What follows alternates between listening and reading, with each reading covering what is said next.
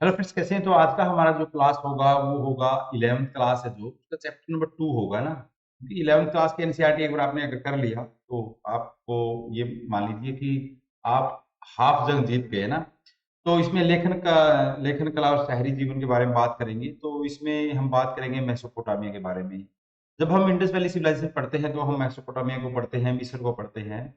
तो उसमें मेसोपोटामिया एक इम्पोर्टेंट सिविलाइजेशन है। देखिए, इसका मेसोपोटामिया का मीन है the land between the river.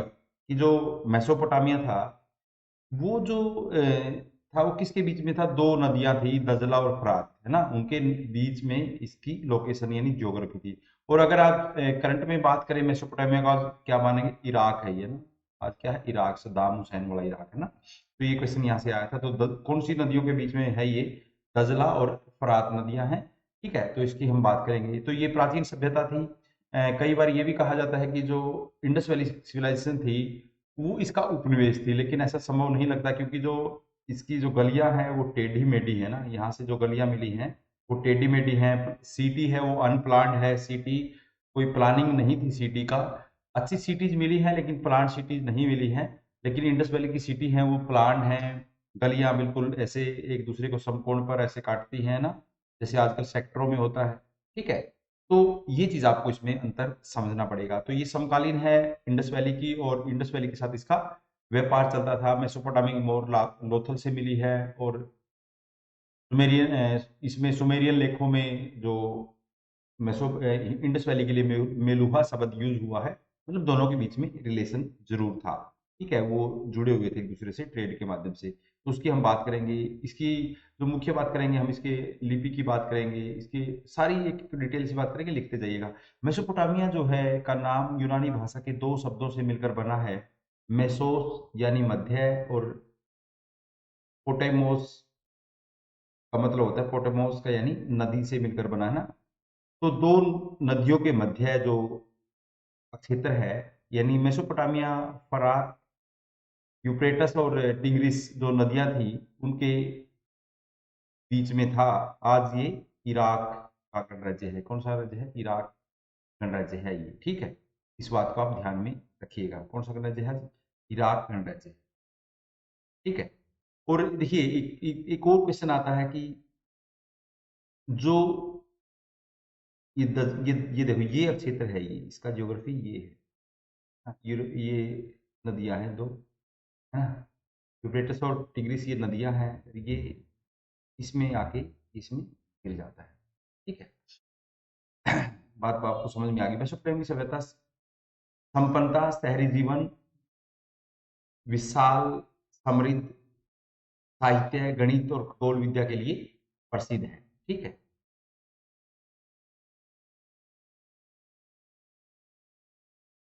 ये कौन सी खाड़ी में आके गिरती हैं? दोनों दोनों नदियां। ये कौन सी खाड़ी है? यहाँ पर फारस की खाड़ी है।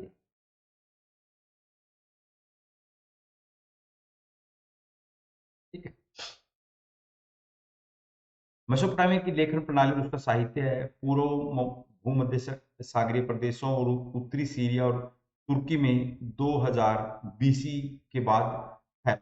आगे उसने बाद में विकास किया, पहले ही ये इस क्षेत्र में विकसित हुआ। इसके शहरीकृत दक्षिणी भाग को सुमेर, शहरीकृत जो दक्षिणी भाग है उसको क्या कहते हैं?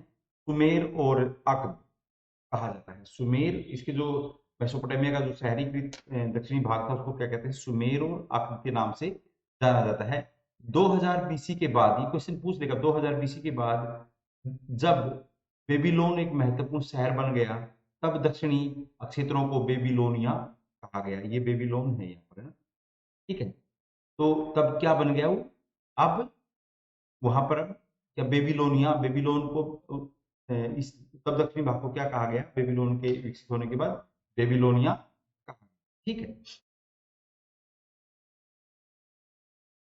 लगभग 1100 ईसा पूर्व से जब असीरियाइयों ने उत्तर में अपना राज्य स्थापित किया, तो असीरियाइयों ने अपना कब राज्य स्थापित किया? 1100 बीसी में। तब उस क्षेत्र को असीरिया कहा गया। क्या कहा गया? उत्तरी जो उत्तर क्षेत्र को असीरिया, है ना। क्या कहा गया? असीरिया। ये यहाँ पर है। ठीक है, असीरिया कहा गया। तो दक्षिणी क्षेत्र क्या है? Babylon, Babylonia. और जो उत्तरी क्षेत्र है उसको असीरिया। ये बात आप ध्यान में रखिएगा, ठीक है। ये उत्तरी क्षेत्र हो गया और ये दक्षिण क्षेत्र।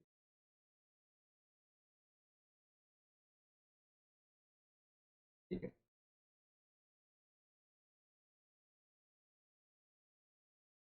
उस प्रदेश की प्रथम ज्ञात भाषा कौन सी थी? सुमेरियन, यानी सुमेरी, है ना। कौन सी सबसे जो प्रथम ज्ञात भाषा वो कौन सी है? सुमेरियन है। धीरे धीरे 2400 ईसा पूर्व के आसपास जब अकदी भाषा भाषी लोग यहाँ आए, तब अकदी ने सुमेरियन का स्थान ले लिया। तो सबसे पुरानी भाषा क्या होगी इस क्षेत्र की, मेसोपोटामिया की? सुमेरियन। और धीरे धीरे धीरे अकदी लोग जब यहाँ पर आए, अकदी के बाद यहाँ पर कौन सी भाषा आ गई? अकदी भाषा आ गई, अकदी लोगों के साथ, जैसे आर्यों के साथ भारत में संस्कृत आई है। 1400 ईसा पूर्व धीरे धीरे अरमाइक भाषा का भी प्रवेश हुआ। अरमाइक एक लिपि भी है जिसमें अशोक के विलेख मिले हैं। धीरे धीरे अरमाइक भाषा का प्रवेश कब हुआ? वो प्रवेश हुआ 1400 बीसी में। तो आप पहले देखेंगे सुमेरियन, देन अकदी, है ना, साथ साथ में फिर ये भाषाएं। इसमें कौन कौन सी भाषाएं थी वो आपको समझना पड़ेगा। इतिहास के स्रोतों के रूप में, सैकड़ों के रूप में, यहाँ से सैकड़ों की संख्या में क्या मिले हैं? इमारतें मिली हैं, मूर्तियां मिली हैं, आभूषण मिले हैं, कब्र मिले हैं, कब्रों से औजार मिले हैं, मुद्राएं मिली हैं, है ना। बल्कि हजारों की संख्या में लिखित दस्तावेज है ना, वो ऐसे पट्टियां मिली है, वो ना मिट्टी की पट्टियां होती थी जिसके ऊपर ये लिपि इनकी मिली है ना, अध्ययन, उनसे अध्ययन इनका हम कर सकते हैं। मेसोपोटामिया और उसका भूगोल की अगर हम बात करें, इराक भौगोलिक विद्वता का देश है। इराक को क्या कहते हैं? नहीं, मेसोपोटामिया, इराक को क्या कहते हैं? भौगोलिक विद्वता का देश कहते हैं। इसके पूर्वोत्तर भाग में हरे भरे ऊंचे नीचे मैदान है और धीरे धीरे विकसांत पर्वत श्रृंखला के रूप में फैले हुए हैं, है ना। और साथ ही साथ यहाँ स्वच्छ झरने और जंगली फूल हैं। यहाँ अच्छी फसल के लिए पर्याप्त वर्षा होती है। ये पूर्वोत्तर भाग की बात है। यहाँ 7000 से 6000 बीसी के बीच में खेती शुरू हुई। भारत में भी खेती के एविडेंस कब मिलते हैं? भारत में मेरगढ़ से कब मिलते हैं? 7000 बीसी के, है ना। वहां यहाँ भी है, इसी समय के मिलते हैं। उत्तर में ऊंची भूमि है जिसे टेपी घास के मैदान कहा जाता है, ऊंची भूमि है वह। यहाँ पशुपालन खेती की तुलना में आजीविका का अधिक अच्छा साधन है ना। टेपी के जो मैदान है यहाँ पर, तो यहाँ पर क्या है? घास के मैदान है, ठीक है। सर्दियों की वर्षा के बाद भेड़ बकरियां यहाँ उगने वाली छोटी छोटी झाड़ियों और घास के से अपना भरण पोषण करती हैं। तो पूर्वोत्तर भाग में अच्छी कृषि होती है, लेकिन उत्तर भाग में यहाँ पर पशुपालन अधिक था। पूर्व में दजला की सहायक नदियां ईरान के पहाड़ी प्रदेशों में जाने के लिए परिवहन का साधन, अच्छा साधन है। दक्षिणी भाग एक रेगिस्तान है। जो बेबीलोनिया का पार्ट है वो क्या है? एक रेगिस्तान है। बेबीलोनिया में क्या हुआ था? बेबीलोन में सिकंदर की मृत्यु हुई थी। यह वही स्थान है जहाँ सबसे पहले नगरों और लेखन प्रणाली का विकास होता है। तो किस क्षेत्र में, मेसोपोटामिया के किस क्षेत्र में सबसे पहले नगर और लेखन शैली की शुरुआत होती है? वो दक्षिणी भाग में होती है, जो बेबीलोनियाई इन रेगिस्तानों में शहरों के लिए भरण पोषण का साधन बन सकने की अक्षमता थी, क्योंकि फरात और दजला नाम की दो नदियां उत्तरी पहाड़ों से निकलकर अपने साथ उपजाऊ बारीक मिट्टी यहाँ पर लेकर आती थी, ठीक है। जब इन नदियों में बाढ़ आती थी, तब जब इनके पानी को सिंचाई के लिए खेतों में लाया जाता था, तब यह उपजाऊ मिट्टी यहाँ पर जमा हो जाती थी। खेती के अलावा भेड़ बकरियां टेपी घास के मैदानों, पूर्वोत्तरी मैदानों और पहाड़ों के ढलानों पर पाली जाती थी, ठीक है, जिनसे भारी मात्रा में मांस, दूध और ऊन आदि प्राप्त किए जाते थे। इसके अलावा नदियों में मछलियों कोई कमी नहीं थी। गर्मियों में खजूर, है ना, के पेड़ खूब फल देते थे ना। कौन से पेड़ थे यहाँ पर मेन? खजूर के। शहरीकरण का महत्व, शहरी अर्थव्यवस्था में खाद्य उत्पादन के अलावा व्यापार, उत्पादन और का मतलब है कि ये धातुएं तरह तरह की सेवाओं की भी महत्वपूर्ण भूमिका होती है। नगर के लोग आत्मनिर्भर नहीं रहते, नगर के जो लोग होते हैं वो आत्मनिर्भर नहीं होते, वो ग्रामीण सोसाइटी पर डिपेंड करते हैं। उन्हें नगर या गांव के अन्य लोगों पर द्वारा उत्पन्न की जाने वाली सेवाओं के लिए उन पर आश्रित रहना पड़ता है। जैसे आपको पता है कि नगरों में दूध कहाँ से आता है, गाँव से आता है, अनाज कहाँ से आता है, गाँव से आता है, ठीक है। उनमें आपस में बराबर लेन देन रहता है। गांव की सोसाइटी आत्मनिर्भर हो सकती है, शहर की सोसाइटी के लिए आत्मनिर्भर होना संभव नहीं है। उदाहरण के लिए एक पत्थर की मुद्रा बनाने, है ना, पत्थर की मुद्रा बनाने वाले को पत्थर उकेरने के लिए कांसे के औजारों की जरूरत पड़ती है, ठीक है। वो कहाँ मिलेगा? अब वह स्वयं ऐसे औजार नहीं बना सकता, वह यह भी नहीं जानता कि मुद्राओं के लिए आवश्यक रंगीन पत्थर वह कहाँ से प्राप्त करे। श्रम विभाजन, डिवीजन ऑफ लेबर शहरी जीवन की विशेषता है। शहरी जीवन की विशेषता क्या है? श्रम विभाजन, सभी का अपना अपना काम बंटा हुआ है। कोई पढ़ा रहा है, कोई कुछ कर रहा है, कोई कपड़ा बेच रहा है, अलग अलग कपड़ों में अलग अलग कामों में लोग लगे हुए हैं। शहरी अर्थव्यवस्था में एक सामाजिक संगठन का होना भी जरूरी है। शहरी विनिर्माताओं के लिए ईंधन, धातु, विभिन्न प्रकार के पत्थर, लकड़ी आदि चीजें विभिन्न भिन्न भिन्न स्थानों से आती हैं, जिनके लिए संगठित व्यापार और भंडारण की आवश्यकता पड़ती है। शहरों में अनाज और अन्य खाद्य पदार्थ गांव से ही आते हैं, ठीक है। शहरों में माल की आवाजाही, दक्षिण के अधिकांश भागों में औजार, मोहरे और आभूषण बनाने के लिए पत्थर की कमी थी। इराक, खजूर और पोपलर के पेड़ों की लकड़ी, गाड़ियों गाड़ियों के पहिए और नावें बनाने के लिए कोई खास अच्छी नहीं थी, इसलिए औजार, पात्र, गहने बनाने के लिए कोई धातु वहां उपलब्ध नहीं थी। मेसोपोटामिया के लोग संभवतः लकड़ी, तांबा, रागा, चांदी, सोना, सीपी और विभिन्न प्रकार के पत्थरों को तुर्की और ईरान की और खाड़ी पार के देशों से मंगवाते थे। इनके साथ ये ट्रेड करते थे, जैसे इंडस वैली के लोग करते थे। इन्हीं वस्तुओं का नियमित रूप से आदान प्रदान तभी संभव होता था जब इसके लिए कोई सामाजिक, मतलब कोई ना कोई तो ट्रेड करता ही होगा ना, तभी तो। ऐसा तो है नहीं कि एक व्यक्ति को कुछ वस्तु चाहिए वो जाकर लेके आएगा। कोई ट्रेडर, एक कम्युनिटी रही होगी जो विदेशी अभियानों और विनियमों को निर्देशित करने में सक्षम हो। सिर्फ व्यापार और सेवाओं के अलावा कुशल परिवहन व्यवस्था भी शहरी विकास के लिए अत्यंत महत्वपूर्ण होती है, ठीक है। भारवाही, मतलब जो भोजड़ होते हैं, वाही पशुओं की पीठ पर रखकर या बैलगाड़ियों में डालकर शहरों में अनाज, काठ, कोयला लाना ले जाना बहुत कठिन होता था। शहरी अर्थव्यवस्था इसका बोझ उठाने के लिए सक्षम नहीं होती थी। परिवहन का सबसे सस्ता तरीका जल मार्ग ही हुआ करता था। ऐसे क्वेश्चन पूछ सकता हो कि परिवहन का सबसे सस्ता तरीका कौन सा होता था? अनाज के बोरों में लदी हुई नाव अ, नावें और नदी की धारा और हवा के वेग से चलते थे, जिसमें कोई खर्चा ही नहीं होता था, उसमें कौन सा तेल चलना होता था ना। पुराने मेसोपोटामिया की नहरें और प्राकृतिक जल धाराएं छोटी बड़ी बस्तियों के बीच माल के परिवहन का अच्छा मार्ग थी, ठीक है। लेखन कला का विकास, सभी समाजों के पास अपनी एक भाषा होती है जिसमें उच्चारित ध्वनियां अपना अर्थ प्रकट करती हैं। इस मौखिक व या शाब्दिक भावाभिव्यक्ति भावाभिव्यक्ति कहते हैं इसको, जिसका लिखना मौखिक भावाभिव्यक्ति उतना अलग नहीं है जितना हम अक्सर समझ पाते हैं कि हम जो बोलते हैं वो लिखते हैं। मेसोपोटामिया की जो पहले जो पट्टिकाएं टैबलेट पाई गई हैं वो लगभग 3200 बीसी की हैं। इनमें चित्र जैसे चिन्ह की संख्याएं दी गई हैं। जिस तरह की इसमें ये पट्टिकाएं इस तरह की पाई गई हैं, जो चिकनी मिट्टी की पट्टिकाएं ये बनाई जाती थी। वहाँ बैलों, मछलियों आदि के लगभग 5000 सूचियां हमें मिली हैं वहां से, जो वहां की दक्षिण शहर पूर्व के मंदिरों में आने वाली और वहां से बाहर जाने वाली चीजों की सूची है। ये ना, ये जो मंदिर, ये जो ट्रेड होता था उनके पास में, मंदिरों में लोग आते थे, वहां पर इसका सारा ब्यौरा रखा जाता था। मंदिर के आसपास ही ट्रेड के लिए मेले लगते थे। मेसोपोटामिया के लोग मिट्टी की पट्टिकाओं पर लिखा करते थे, है ना। जैसे हड़प्पा ज्यादातर लोग कहाँ पर, मोहरों पर लिखते हैं।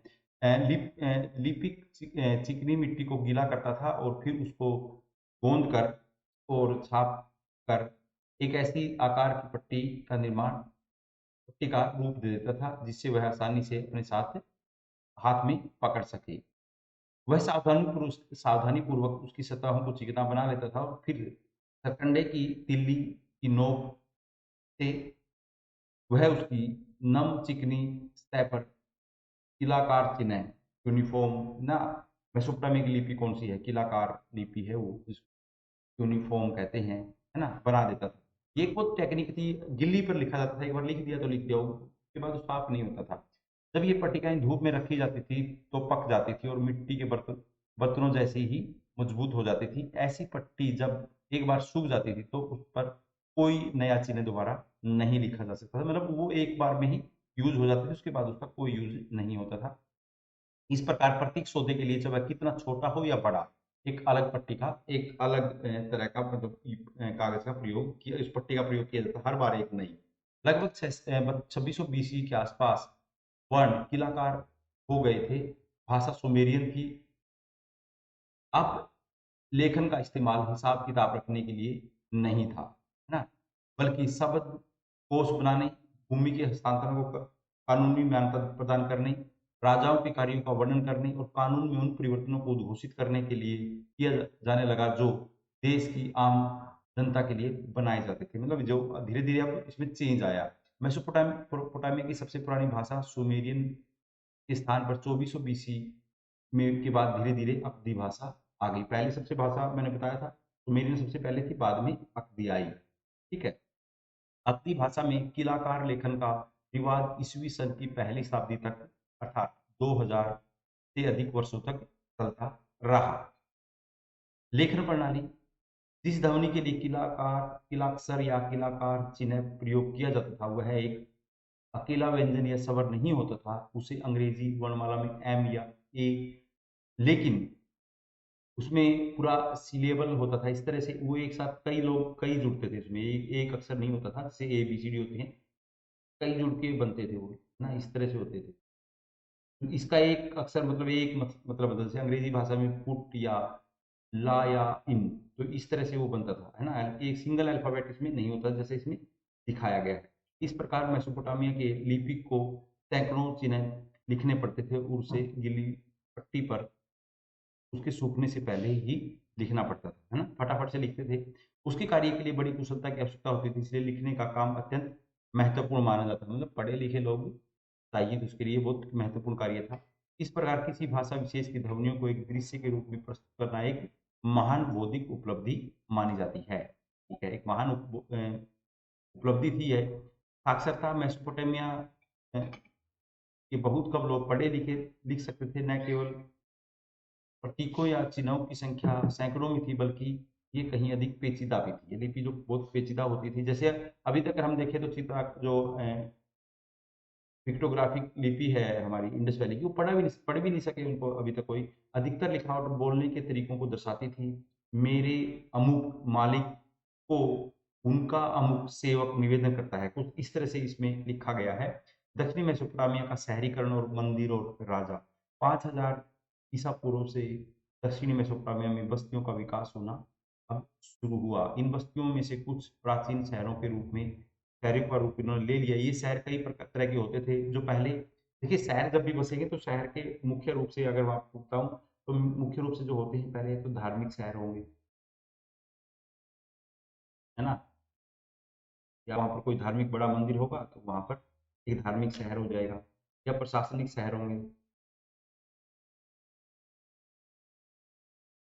है ना, दिल्ली है जैसे, है ना, जैसे व्यापारिक शहर होंगे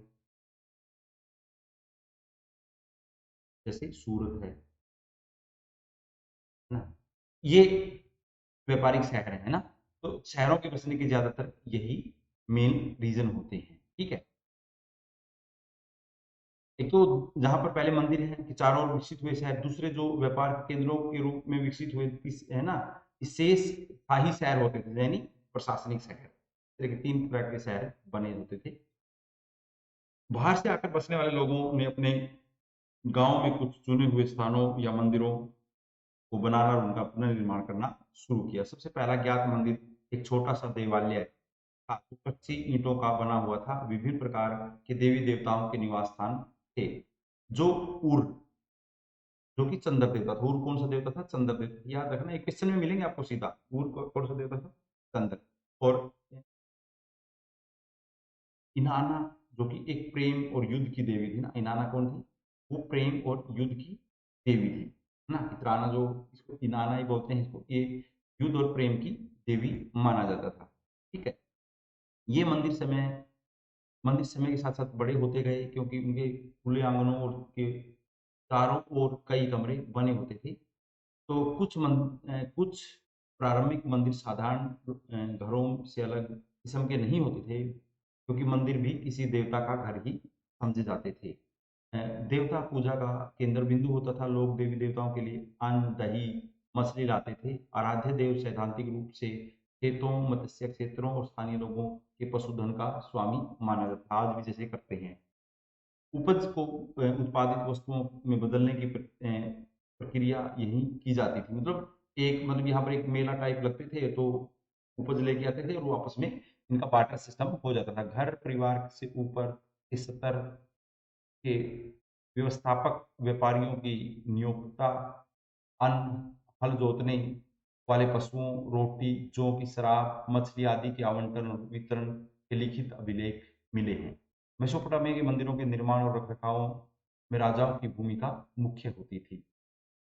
जैसा कि पुरातात्विक अभिलेखों से पता चलता है, मेसोपोटामिया के इतिहास में इस समय गाँव-गाँव पर इस गाँव समय-समय पर पुनः स्थापित किए जाते थे। इन प्राकृतिक विपदाओं के अलावा कई बार मानव निर्मित समस्याएँ भी खड़ी होती थी। जो लोग इन धाराओं के ऊपरी इलाकों में रहते थे, वे अपने पास की जलधारा से इतना ज़्यादा पानी अपने खेतों में ले लेते थे कि धारा के नीचे के बसे हुए गाँवों को पानी ही नहीं मिलता था। इनका मतलब आपस में समस्या ये धारा जल की धारा को लेकर भी रहती थी।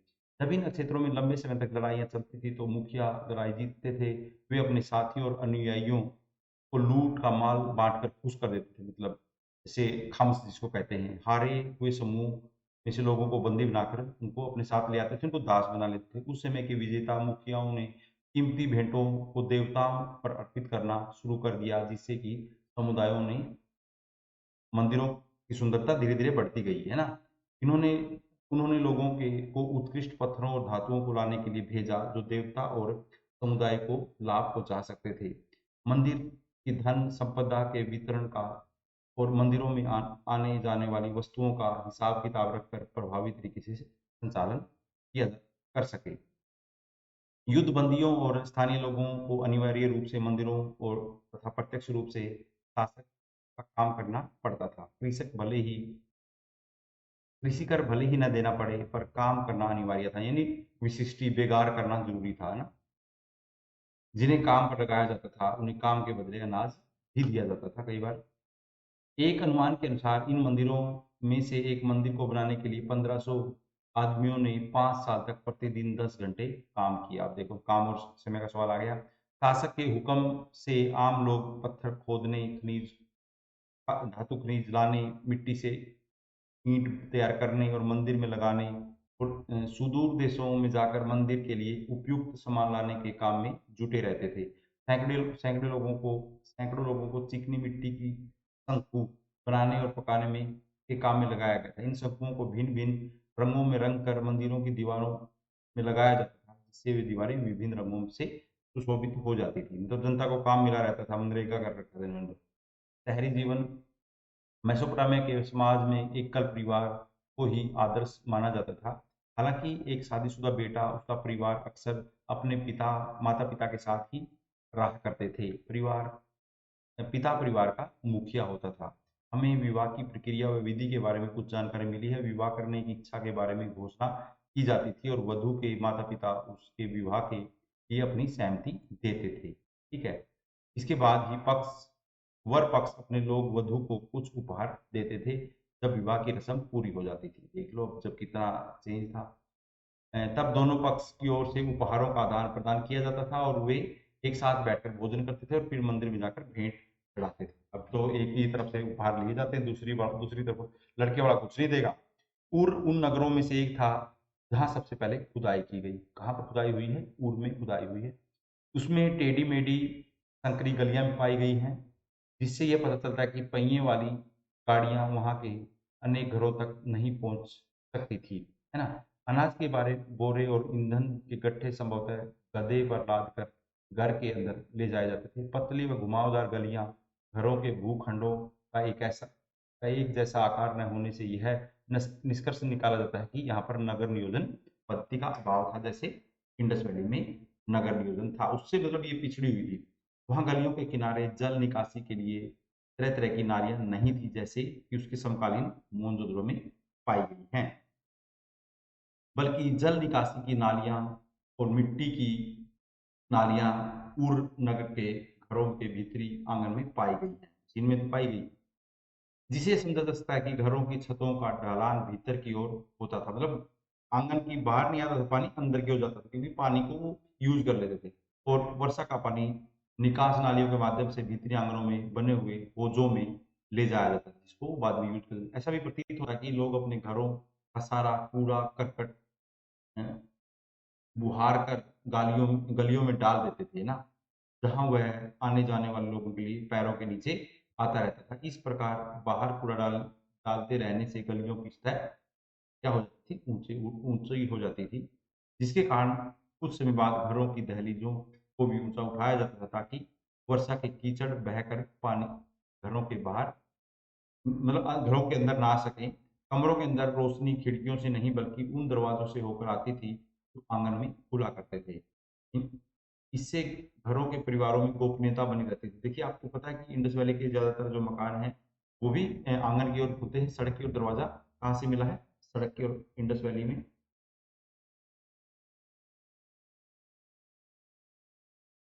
सड़क की ओर दरवाज़ा कहाँ से मिला है?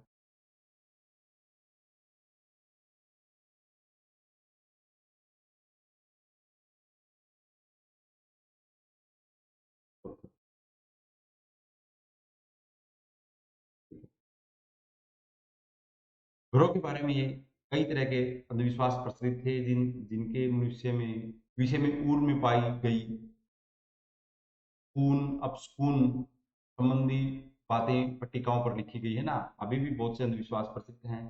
सामने का दरवाजा अगर किसी दूसरे के घर की ओर न खुले तो वह सौभाग्य प्रदान करता है, लेकिन अगर खिड़की का मुख्य दरवाजा घर का लकड़ी का मुख्य दरवाजा भीतर की ओर न खुलकर बाहर की ओर खुले तो पत्नी अपने पति के लिए यंत्रणा का कारण बनेगी, ऐसा कहा जाता था। मुश्किल का कारण बनेगी। पूर्व में नगरवासियों के लिए एक कब्रिस्तान था। कब्रिस्तान किस नगर से मिला है? तो उर से मिला है, जिससे जिसमें शासकों और जनसाधारण की समाधियां पाई गई है, लेकिन कुछ लोग घरों के फर्शों के नीचे ही दफनाए दफनाया करते थे, जैसे हमें दक्षिण भारत से भी मिलता है।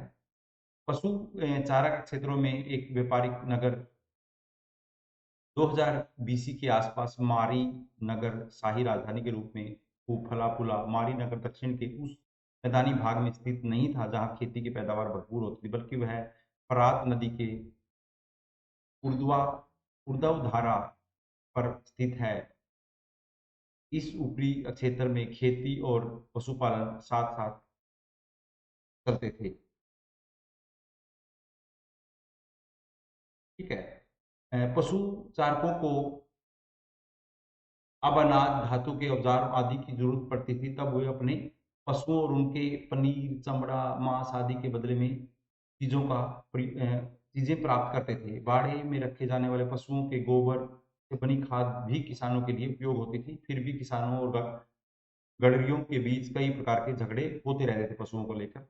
जैसे वैदिक काल में पणी को लेकर, पणियों के बीच में होता है। मेसोपोटामिया में कृषि से समृद्ध हुए मुख्य भूमि प्रदेशों में यायावर समुदाय, यानी जो यायावर क्या होते हैं कि जो नोमैडिक टाइप होते हैं, समुदायों के झुंड पश्चिमी स्तरों से आते रहते थे। ये गडरिये गर्मियों में अपने साथ उस उपजाऊ क्षेत्र में बोए हुए खेतों में अपनी भेड़ बकरियां लेके आते थे। ये समूह गडरिये फसल काटने वाले मजदूरों और भेड़ भाड़े के सैनिकों के रूप में आते थे और समृद्ध होकर यहीं बस जाते थे। इनमें से कुछ ने तो अपना खुद का शासन स्थापित करने की भी शक्ति प्राप्त कर ली थी। मतलब धीरे धीरे विकास हो गया। ये क्या नाम श्लोक अगदी एमोराइट असीरियाई और आर्मेनियाई जाति के थे। तो कौन कौन से जो नोमैडिक लोग थे वो कौन कौन सी जातियों के थे? अकदी, है ना, एमोराइट, सीरियाई और आर्मेनियन। मारी के राजा एमोराइट समूह के थे, ये पूछ लेगा। मारी के जो राजा थे किस थे? एमोराइट के थे।